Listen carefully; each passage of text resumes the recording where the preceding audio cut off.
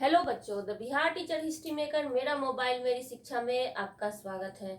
आज मैं catch up course के दौरान लेकर आई हूँ आपके लिए फसलों के प्रकार। क्या है? फसलों के प्रकार। हम लोगों ने अभी चैप्टर इकाई 2 भारतीय कृषि शुरू किया था, जिसमें आज मेरा टॉपिक है फसलों के प्रकार। तो फसलों को मुख्यतः दो आधारों पर बांटा गया है। कितने आधारों पे? दो आधारों पे। पहला है मानसून के आधार पर एवं दूसरा है उपयोगिता के आधार पर। मानसून के आधार पर कैसे? हमारे यहाँ मौसम जिस तरह के होते हैं उस मौसम में कौन कौन से फसल ज्यादा उपयोगी होते हैं और उपज सकते हैं, तो उसके आधार पर हम लोगों ने देखा यहाँ पर कि मानसून के आधार पर, और दूसरा है उपयोगिता के आधार पे। तो पहला हम लोग देखते हैं मानसून के आधार पे।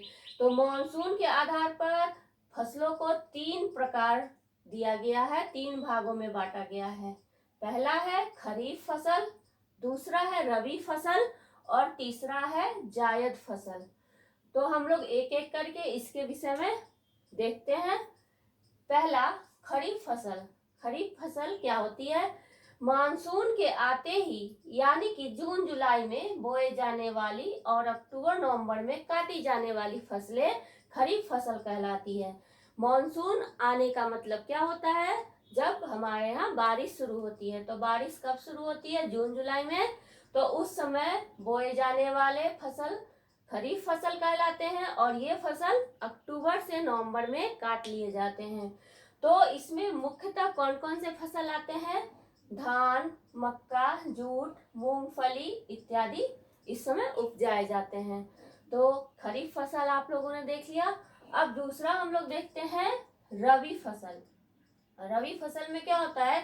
जिन फसलों में तापमान और जल की आवश्यकता खरीफ फसल की अपेक्षा कम होती है, इसमें तापमान की जरूरत कम पड़ती है और जल की भी जरूरत कम पड़ती है, लेकिन खुली धूप और नमी आवश्यक होती है। फिर भी खुली धूप चाहिए और नमी भी चाहिए।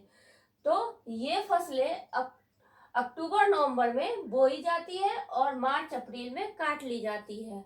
जिस समय खरीफ फसल काटी जाती है उस समय ये बोई जाती है और मार्च अप्रैल में काट ली जाती है। रबी फसल कहलाती है। इसमें मुख्यतः कौन कौन से फसल आते हैं? गेहूं, चना, मटर, मसूर, जौ इत्यादि फसल आते हैं। इसमें कौन कौन है? गेहूं, चना, मटर, मसूर, जौ इत्यादि। तो हम लोग खरीफ फसल और रबी फसल देख लिए।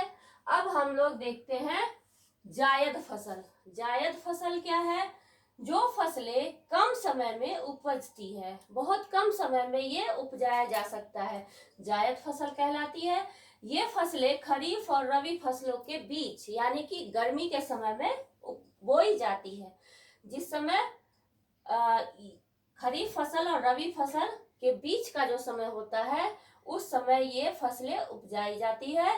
तो यानी कि गर्मी में ये बोई जाती है। ये फसलें शीघ्र तैयार हो जाती है, बहुत ही जल्दी तैयार हो जाती है।